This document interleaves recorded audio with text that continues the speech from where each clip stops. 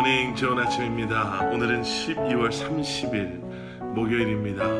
오늘도 말씀과 함께 하루를 시작하시는 여러분들의 삶에 넘치는 하나님의 은혜와 평강이 함께 하시길 기도하겠습니다. 오늘 우리에게 주시는 하나님의 말씀 욥기 42장 1절부터 6절까지 말씀, 우리 먼저 함께 말씀 보시고 또 말씀 나누도록 하겠습니다. 욥이 여호와께 대답하여 이르되 주께서는 못하실 일이 없사오며 무슨 계획이든지 못 이루실 것이 없는 줄 아오니 무지한 말로 이치를 가리는 자가 누구니까. 나는 깨닫지도 못한 일을 말하였고 스스로 알 수도 없고 헤아리기도 어려운 일을 말하였나이다. 내가 말하겠사오니 주는 들으시고 내가 주께 묻겠사오니 주여 내게 알게 하옵소서. 내가 주께 대하여 귀로 듣기만 하였사오나 이제는 눈으로 주를 배움나이다. 그러므로 내가 스스로 거두어드리고 티끌과 죄 가운데에서 회개하나이다. 아멘. 자, 드디어 욥기의 마지막 장인 욥기 42장에 다다랐습니다. 결코 쉽지 않은 말씀이었지만 함께 말씀 묵상을 하면서 욥기의 말씀을 통해서 또 오늘날 우리에게 주시는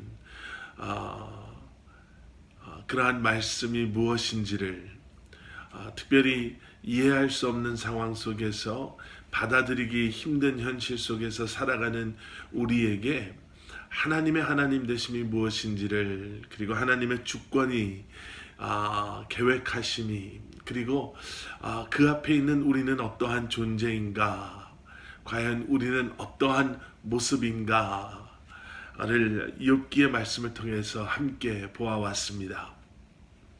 욥기 42장에 들어왔어요. 이제 욥의 결론과 같은 고백이 오늘 본문 말씀에 등장합니다. 사실 욥기 전체를 읽고 묵상하면서, 그리고 특별히 하나님과의 이 두 번에 걸친 대화, 아니면 하나님의 말씀 속에서 그동안 욥이 가지고 있었던 그러한 현실적인 문제의 해답은 욥은 듣지 못했습니다. 왜 갑자기 사랑하는 욥의 자녀들이 하루아침에 그렇게 죽어야만 했는지, 왜 욥의 그러한 재물들이 하루아침에 다 빼앗기고 약탈당해야만 했었는지, 건강했던 욥이 하루아침에 온몸에 그러한 종기가 나서 괴로워서 어쩔 줄 모르는 그 고통을 경험해야 되는지, 또 그동안 존경받았던 욥이 많은 사람들의 부러움을 샀던 욥의 처지가 왜 하루아침에 이렇게 사람들의 조롱거리가 되어버렸는지에 대한 대답은 하나님께서 말씀하지 않으셨습니다. 그런데 너무나도 중요한 것, 그 모든 것의 대답보다 중요한 고백을 오늘 욥은 오늘 본문 5절에서 하고 있습니다. 내가 주께 대하여 귀로 듣기만 하였사오나 이제는 눈으로 주를 배움나이다. 그동안 나는 귀로 듣는, 내가 머리로만 이해하고 알고 있었던 하나님에 대해서 내가 모든 것을 다 안다라고 여기고 있었지만 내가 하나님을 봤습니다. 내가 이제는 하나님의 하나님 되심 앞에 모든 것을 내려놓을 수 있는 그러한 확신이 생겼습니다. 라고 고백하고 있는 것이죠. 하나님에 대해서 수많은 지식, information, 너무나 많은 것을 알고 있다라고 생각했지만 이제야 비로소 내가 하나님을 보았습니다. 라고 고백하고 있는 것이죠. 자, 이러한 고백 뒤에는 어떠한 고백, 그리고 어떠한 깨달음이 있었나? 오늘 2절 말씀, 주께서는 못하실 일이 없사오며 무슨 계획이든지 못 이루실 것이 없는 줄 아오니. 주께서는 못하실 일이 없는 그러한 분이십니다 라는 고백은요, 하나님은 전지전능하신 하나님이십니다 라는 고백이 있습니다. 하나님께서 하나님의 하나님 되심을 쭉 설명하시는 가운데 그러한 만남 속에서 욥은 깨달아 알게 된 것이에요. 하나님이 힘이 없어서 모든 걸 그냥 내버려 두시는 것이 아니라 하나님은 전지전능하신 하나님이시기에 이 또한도 하나님의 통치와 다스리심 아래 있음을, 그리고 욥은 하나님께 고백합니다.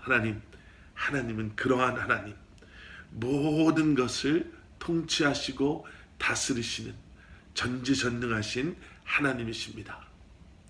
그리고 무슨 계획이든지 못 이루실 것이 없는 하나님이십니다.